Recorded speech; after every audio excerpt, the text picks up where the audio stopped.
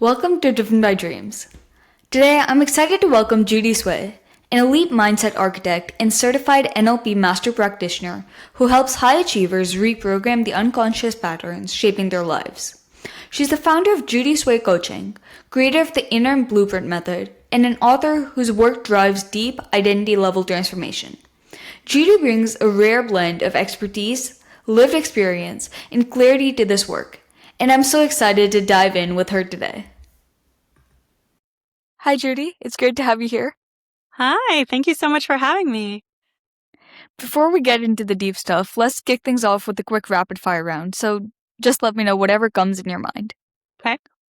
What's one mindset shift that changed your life? I would say probably when I had my daughter that this too shall pass. So for the hard times and the good times, that it goes by really quickly. So to enjoy it. One book that's changed your life.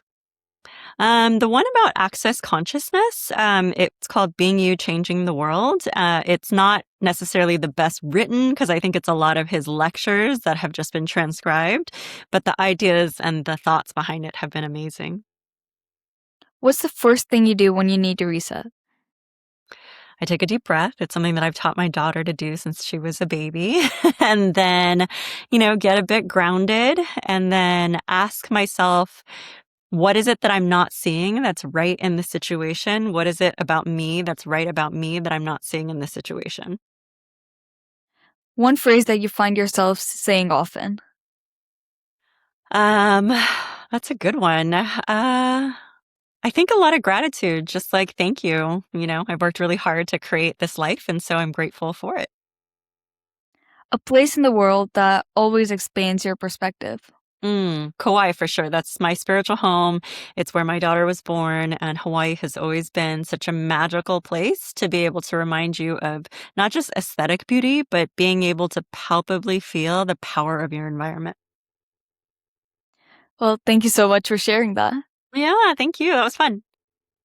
Can you share more about your entrepreneurial journey? Yes. So my parents are, how would I say, probably they're quote unquote failed entrepreneurs, or at least they didn't get to the places that I think that they had hoped that they would get to in their journey. So I am a reluctant entrepreneur. I tried to do the things that they encouraged for me to do. And now my parents are tiger parents. So they were born in China, fled to Taiwan, emigrated to the United States. I was born in the United States. And so I had a lot of expectation put on me of, as you probably know, like become a doctor, lawyer, engineer. Maybe you could become an accountant. That was a stretch.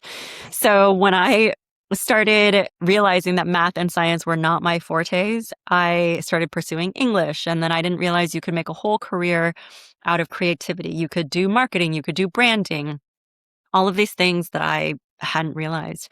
So ultimately, even though I tried to have the full-time jobs and I would kind of go back and forth multiple times, in the end, I just realized I'm not very good when someone else tells me what to do. I'm much better when I tell myself what to do. And so after I had my daughter, she is now almost 11 years old. And when she was about 2, we left living on Kauai. We got a camper van, lived in a camper van for the better part of a year, and arrived in Austin, Texas. And the entrepreneurial scene in Austin at the time was so strong. It still is.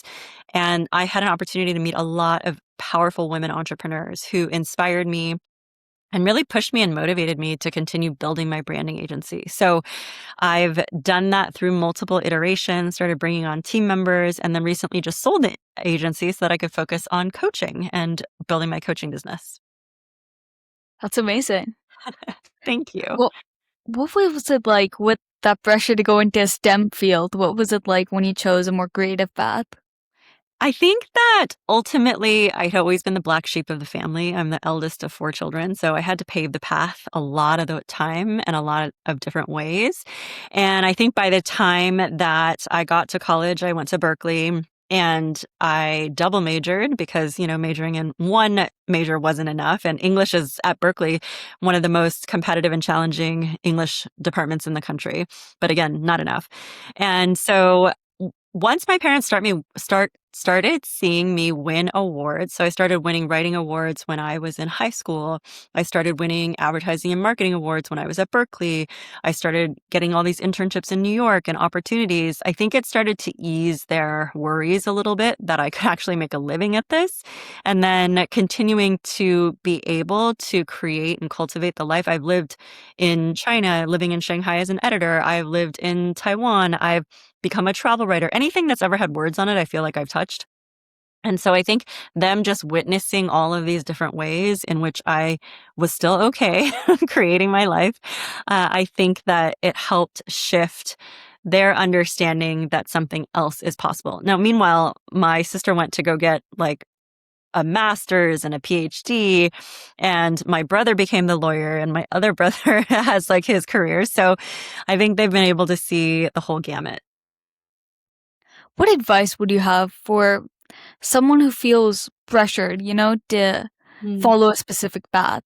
I always say that the book that I'm writing right now is called How to Disappoint Your Parents in 10 Shameless Steps. Originally, it was going to be a modern Asian American guide, but as different people started reading it from all these different backgrounds, people who grew up in very religious families, people who grew up in families that were not accepting of LGBTQ communities, it helped me see that it was for basically the modern misfit, the black sheep of the family, the person who tried but couldn't fit in. And I realized as I became a yoga teacher along the way and at different types of holistic practitioners, that if you pursue what it is that is aligned to you and you honor other people's model of the world, how they move through the world, what's important to them, and you don't keep trying to make them have to sign up for your whatever it is that's your model of the world, not only does that start to create more peace, it creates more spaciousness and a bit more understanding. A lot of the work that I do with neurolinguistic programming is removing the traumas from before, being able to see things from different vantage points and being able to step into that alignment. The more that I did that healing work on myself, the more that my relationship with my parents totally healed because I didn't need them to do the work for me. I did the work on me. And because I changed, our dynamic had to change. It couldn't be the same. And so the more that I did that, the more that our relationship became something that was so much more than I ever anticipated that it could be. And I watched my parents grow in their own time. And so I think ultimately just being able to find that inner alignment is for your own mental health sake so important. Then being able to understand that when I was teaching yoga, I also was an editor of a consciousness magazine, and I had an opportunity to interview a lot of spiritual luminaries whose names like we would all recognize. And one of the people who I was interviewing said, however many people there are on this planet, that's how many paths to enlightenment there are, which was such a big aha moment for me of, oh, so it's not a one size fits all, it's a one size fits one. And so knowing that and being able to be on your path and let others be on their paths, I think creates so much more opportunity than would normally exist. What encouraged you to go down the entrepreneurial path? You mentioned that your parents were failed entrepreneurs. Were you ever scared of that failure? Yeah, for sure. I'm still scared of that failure. But I think that one of the things that I'm realizing now is we as a people often buy into the idea that there's a right or a wrong way to do something. I think it makes us feel safe when we can know which container we're in. But whoever said that there had to be a right or a wrong, just because it didn't turn out the way that you had wanted doesn't mean that it's not successful. As long as you can glean some wisdom out of it and find what was the gift, what was the learning, what was like that golden nugget, then nothing's a failure and everything is worthwhile. I try to do that in every conversation that I have, in every book that I read, even if it's not like the ideal thing that I wanted to use or invest in, as long as I took something away from that, it was worthwhile. And so I think being able to redefine success in that way is really helpful for us to know that we're just here to learn and evolve. I like to subscribe to the belief that we are elements of consciousness, and with each of our lives, we're helping the greater consciousness learn about itself just through our unique expression. Because since the beginning of time, ever after, there will never, ever be another you. So why not be wildly you? Your work focuses on identity level like transformation. How do you help people discover who they really are? That's a good question. It starts by understanding, between the ages of 0 to 7, we're being imprinted by the others around us. And a lot of those strategies that they used may have worked for them, but it's not necessarily the right strategies for us. And a lot of people just don't have the bandwidth or the opportunity or the understanding to just take a look at that. The other thing is we are the most recent point of our lineage. So we are carrying in our DNA all of the experiences of the people before us. And so there's so much that's influencing us. It's important to take a look really and see what is important to me based on who I am as opposed to based on what I was told is important. And so a lot of times the indicators that something's off is when you're not seeing the outcomes that you want to see in your life, when you're starting to get triggered by different things or different people, when you're just feeling that emotional angst. A lot of the clients who come to me, they've just reached a limit. They've tried everything else under the sun that they could, every other healing modality that they could do, but it just wasn't getting them to the next place. They still feel stuck, or they, are feeling doubtful. They've created this external markers of success according to conventional ways, the money, the things, but they're not happy. And so all of those are indicators that something on a deeper level needs to be examined. And when we allow ourselves to use that external information as an invitation to come back to ourselves, it gives us a chance to ask the right questions and then to live our way into the answers. Thank you so much for sharing that. Yeah. Many students focus on external success, right? What would be the most successful career? How do they make that money? Mm-hmm. What piece of advice would you give them so that they focus on internal success as well as external? The world is changing so fast. So the things that I learned when we were growing up aren't necessarily going to be super applicable moving forward, especially with AI and everything. And so I think that the most important thing that we can do is really focus on the things that, are our humanity, our empathy, our compassion, and to understand if you can build the tool set to be resourceful, to find that internal leadership, to understand yourself so well that you know what the check and balance is, like what your gauge is when you're doing well and when you're healthy or when you need help, all of those are going to serve you well. And so I think that I always like to think that we are on this path of personal development. And even though other people can contribute and offer things to us, at the end of the day, the person who needs to be the wisest about you is you. And so being able to know how to explore that about yourself is so important. So when I work with clients, I focus on your spiritual health, your mental health, your emotional health, and your physical health. You want all of those things to be in alignment and really thriving. And I think in our world, because it's easy to just focus on the things that you can see and touch and things like that. So it's easy to just really focus on the physical world when there's all these other things that are also important. This path is never ending, right? So how do you measure that growth in your clients?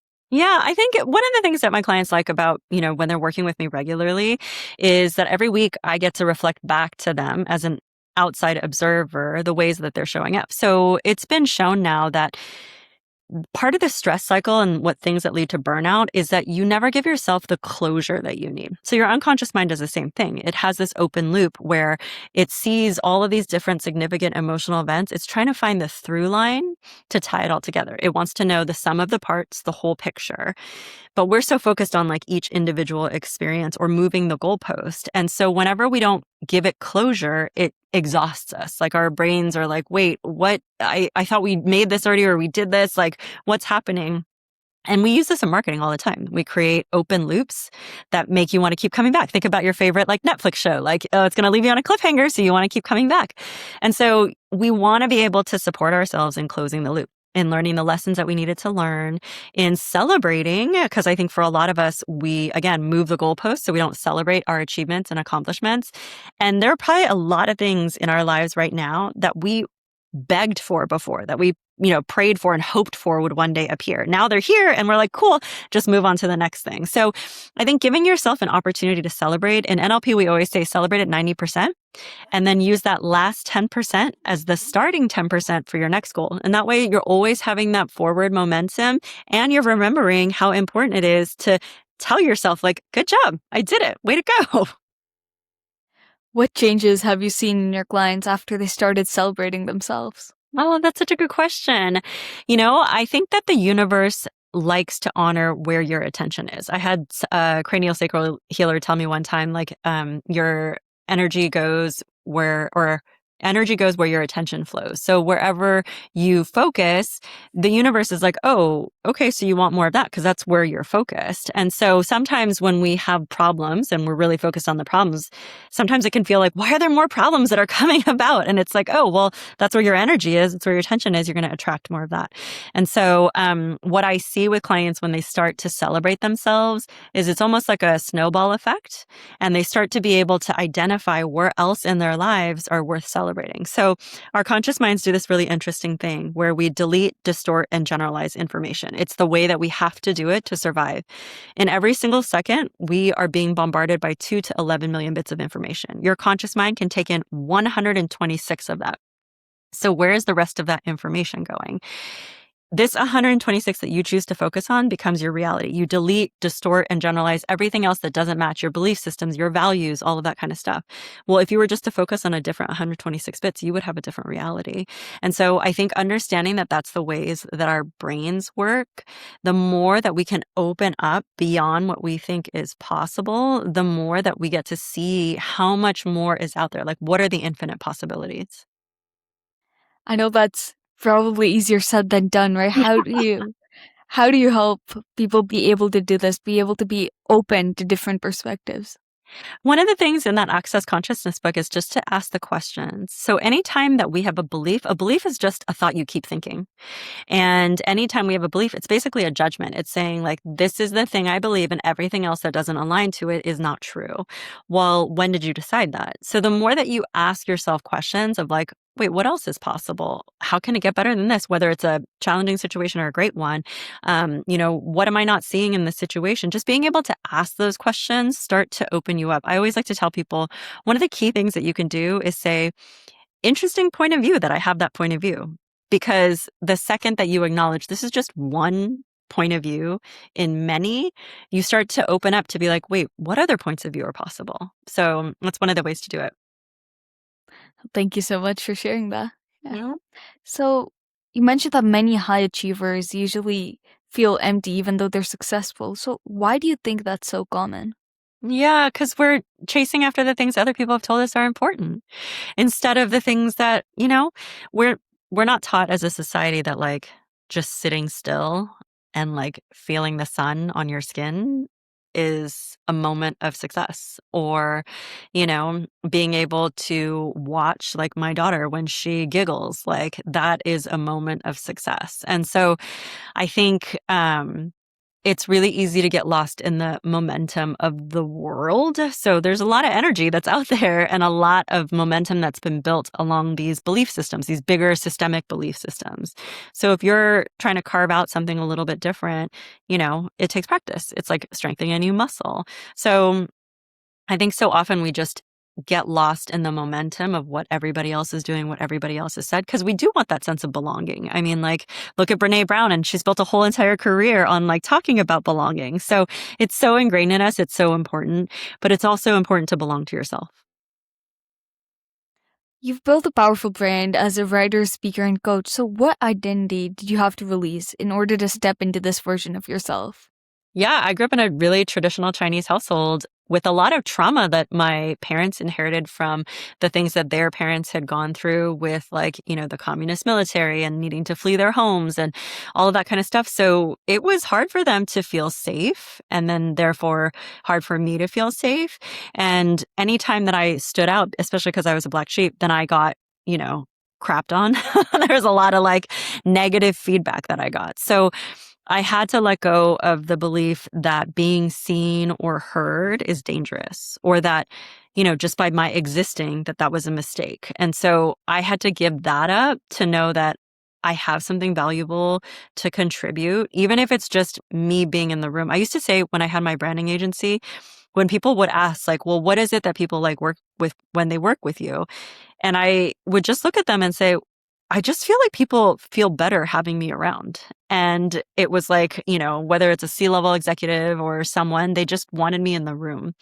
And I learned about human design, which is super fascinating. It felt like this big eye-opening, like permission to be me kind of, I knew the blueprint of who I was. But one of the things about my human design is that when I'm in the room, just by my pure presence, it allows everybody else around me who's in the room to feel themselves and their emotions more. And so because of that, I think that's what they liked, like being able to actually connect to themselves. And so there was a lot of shifting that needed to happen, that, women who look like me or women or whatever, like don't stand out. And so I had to get over that. Well, it's amazing how you were able to do that and get to Thank where you. you are today. Thank you. Yeah. So you've created the unconscious blueprint assessments. How do you envision AI expanding access to deeper emotional healing? Yeah, And that's for our audience, would you like to share what that is? Yeah. So, because not everybody has the opportunity to work with me one-on-one, I wanted to give people a chance to understand what are the patterns and the strategies that they're using right now and what's no longer serving them that they can let go of. So I created an AI assessment based on the questions that I would normally ask a client when we would be working one-on-one.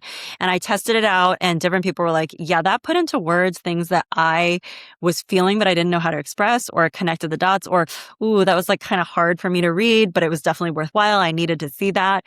And so the unconscious assessment is hopefully leveraging AI in a way that is going to be supportive. That's going to be the way to identify patterns. And, NLP, the L stands for linguistic. So just by my listening to the way that people talk, I can hear what strategies they're using to create their life right now. I can hear the blocks that they have. I can hear, the challenges that they're going through. And so a lot of what AI is doing, I mean, they're language learning models. That's like what they're doing, is to assess the language. So how can you do that in a way that helps the person who's, putting in the input get something valuable that they can actually tangibly use to change their life? I think a lot of what I tell people all the time is there's so many things in your unconscious mind. If you were aware of it, if you were conscious of it, you would do things differently, or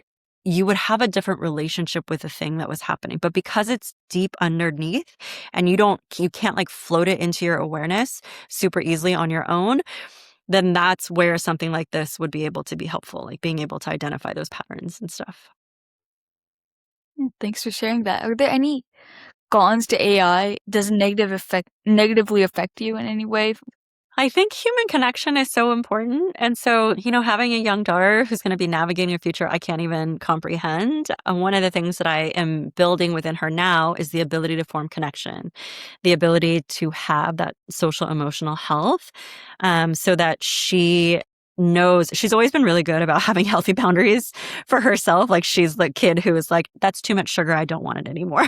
And so kind of leaning into her strengths. But yeah, I mean, I think that for people who have those wounds that aren't healed, or that don't have other resources to manage it, it can be a tricky place to be. And one of the things you asked earlier, like, why is it that people do these things, these external markers for success that internally they may not know? We've been taught, for a lot of us, how to monetize our wounds, how to take the thing that we thought we were like needed to fix, or like, I need to work really hard to get this outcome. Like, and then that becomes someone who's working all of the time. We've just started to like monetize it or leverage it, but then it doesn't serve us in the long run. So, understanding where your potential like soft spots are. What would you say to someone who fears human connection, like the introverts who are scared of talking to others? Yeah, I love that. I'm an introvert too. So what I would say is, when I was teaching yoga, one of the things that I learned is we are this humanity of people who is looking for connection. When we meet someone for the first time, what we're looking for within them is that vulnerability so we can connect.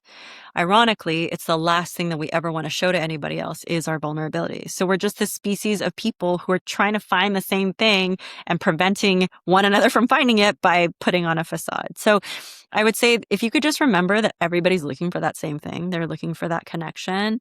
And I have to say, like, the more that I have leaned into vulnerability, I realized it was like a superpower when I was younger. If I just open up a little bit, the other person was so hungry to open up too, and just to be able to go deep really fast. And so people would always, say like, I've never told this to anyone before, and I just met you, but I'm going to tell you like my whole life story. And that connection has served me so well in life, whether it's building my business or finding the right mentors or attracting clients. Like, that ability to connect is so key. So I would just say, what it's, your wrongness could actually be a strongness. And so like, that's something that I heard recently that I really liked is like, it's not a wrongness, it's a strongness. That's amazing advice. Thank you. Yeah, I know people are usually scared of showing their vulnerable sides to others, right? They want to put up a strong front. Mm-hmm. So this was great advice. Thanks. Yeah. Yeah. Well, Judy, I've really enjoyed our conversation today. Do you have any final words of advice before we wrap this up? When I had my branding agency, I would always say that life may not always be pretty, but it is indeed beautiful, and you can make your story beautiful today. So one of the key things that I'm hoping will come across in the book that, ideally will come out in early 2026 is, it's never too late to have a happy childhood. And that by reframing and shifting the way things are in your brain, you can have a different relationship with your reality. And that is, one of the ways that you can let go of old baggage and like things that we've held on to for a really long time. And so I would say, yeah, it's not always going to be pretty, but it is beautiful. Like when you see the whole fabric of everything, the tapestry that you're weaving, it is beautiful. And so let your story be beautiful. Well, thank you so much, Judy, for sharing your wisdom, your story, and the depth behind the work you do. So thank you. Thank you.